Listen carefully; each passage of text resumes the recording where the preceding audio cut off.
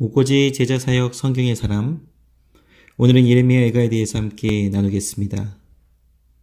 예레미야 애가의 제목은 히브리 원전의 본래 제목 1장과 2장 4장의 첫 단어인 슬프다로 번역된 에카입니다. 그러나 일부 유대 랍비들은 이 에카 대신에 애가와 조가를 의미하는 키노트를 제목으로 삼았고요. 70인역은 이를 의역해서 눈물들이란 뜻의 트레노이를 본서의 제목으로 삼았습니다. 이 예레미야 애가의 저자에 대해서 한번 알아보길 원합니다. 역대하 35장 25절인데요. 예레미야는 그를 위하여 애가를 지었으며 모든 노래하는 남자들과 여자들은 요시야를 슬피 노래하니 이스라엘의 규례가 되어 오늘까지 이르렀으며 그 가사는 애가 중에 기록되었더라. 이 역대하 35장 25절에 예레미야가 애가를 지었다는 기록을 토대로 예루살렘 함락을 목도한 눈물의 선지자 예레미야를 저자로 봅니다. 앞선 예레미야에서도 비슷한 표현들이 자주 나오는데요.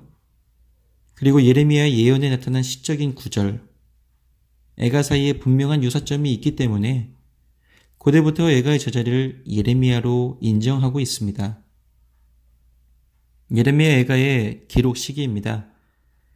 예레미야 애가의 기록 시기는 예루살렘 함락과 성전 파괴를 먼 이야기가 아닌 마치 지금 방금 경험한 듯한 느낌을 줍니다. 이 기록 시기를 예루살렘 패망 직후부터 예레미야가 사망하기 전, 그 BC 586년경으로 추정을 하죠. 기록 목적입니다.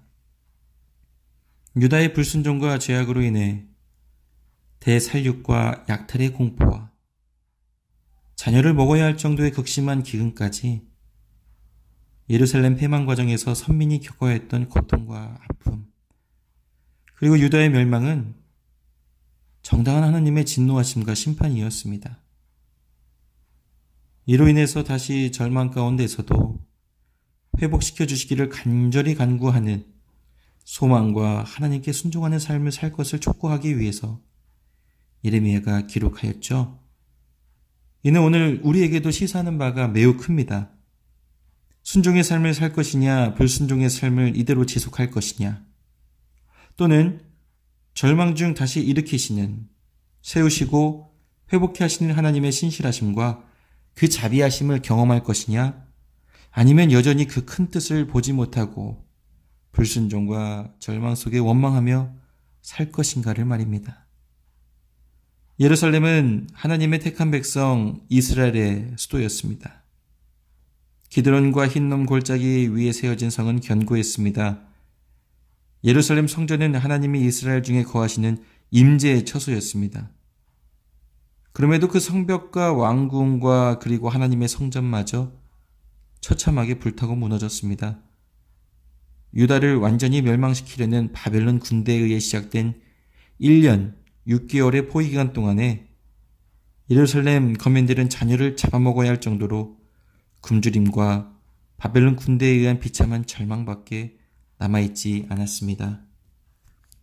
예루살렘의 함락과 유대의 패망은 여러 선지자들은 물론이고 예레미야 자신도 하나님의 계시를 받아 거듭 외쳤던 타락한 선민을 향한 하나님의 심판이 마침내 실현된 것이었습니다. 그러나 막상 그 하나님의 진노하심과 심판이 임하여 예루살렘 성벽이 무너져 내리고 사랑하는 동족들이 이방인에 의해 처참하게 쓰러지는 것을 예레미야 자신도 한 사람의 이스라엘 사람으로 고통과 슬픔에 절규할 수밖에 없었습니다.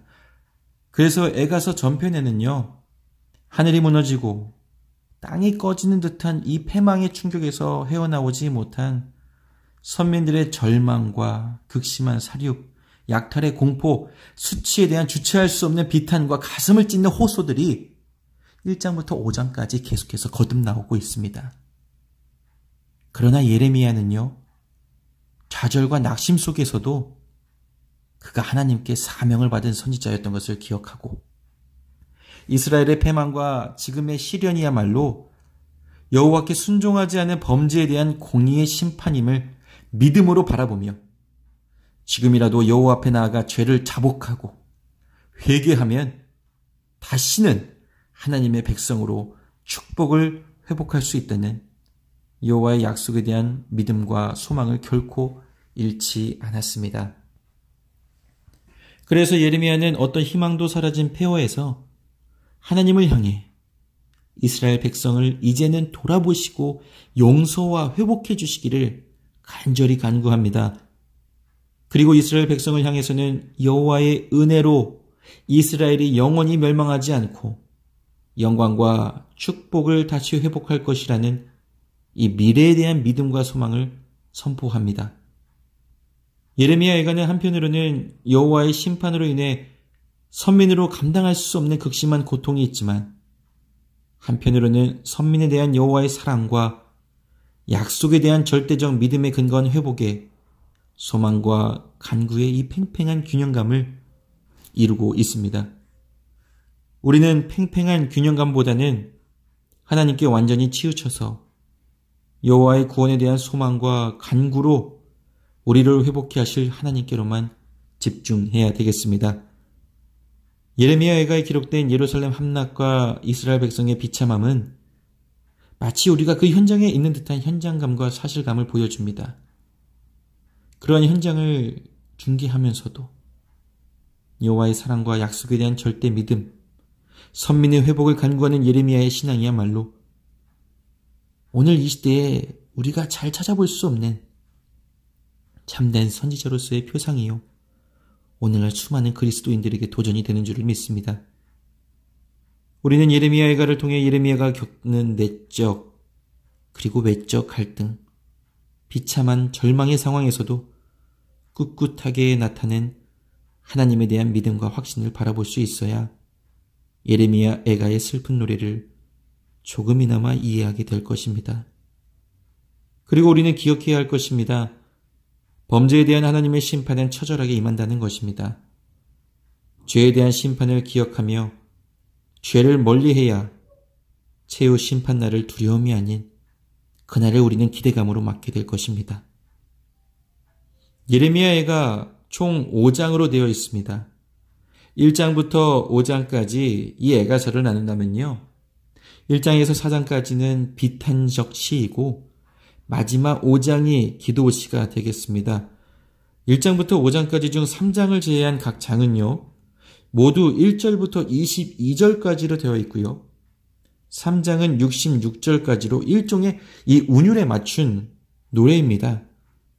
이것은 이스라엘 백성들이 외우기 쉽고요, 이해하기 쉽고, 그래서 일부러 22개의 히브리 알파벳의 매절의 첫머리를 순서대로 등장하도록 지은 정형시로서의 형식적인 통일성을 갖고 있다는 것, 우리가 예레미야가 1장부터 5장을 보면서 기억을 해야 되겠습니다.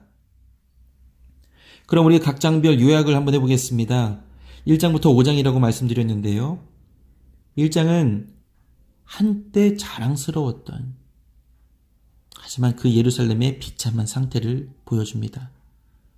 그 성읍은 초라한 상태가 되었고요, 자신의 상태에 대한 그 성읍에 간절한 울부짖음이 있고요, 그리고 그 성읍의 고백과 기도가 1장에 기록되어 있습니다.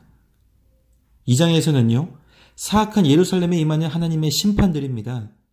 전쟁과 그리고 포위, 그리고 남은 것은 파멸밖에 없습니다. 그로 인해 얻게 된 것은 무엇일까요? 포로와 재난밖에 남지 않았다라는 것입니다. 3장에서는요, 2장에 이어 재난 중에서도 하지만 희망이 있다라는 것을 보여줍니다. 저들의 불행으로 인해서 백성들이 절망을 합니다. 그러나 백성들이 소망 중에 하나님께로 돌아옵니다. 하나님의 심판에 대한 예언적 서술이 기록되어 있으며 하나님의 자비에 감사하는 기록, 그리고 그 기도를 토대로 그 백성의 대적들을 징계하도록 하나님께 간절히 기도합니다. 4장에서는 저들의 죄악의 결과로 유다 백성들에게 임하는 심판들입니다. 그 백성에게 임하는 무서운 재난들, 선지자들과 제사장들의 불법들, 그리고 유다 왕국의 몰락과 에돔에 예언된 심판이 실현됩니다. 마지막 5장에서는 하나님의 은혜의 회복을 위한 기도입니다.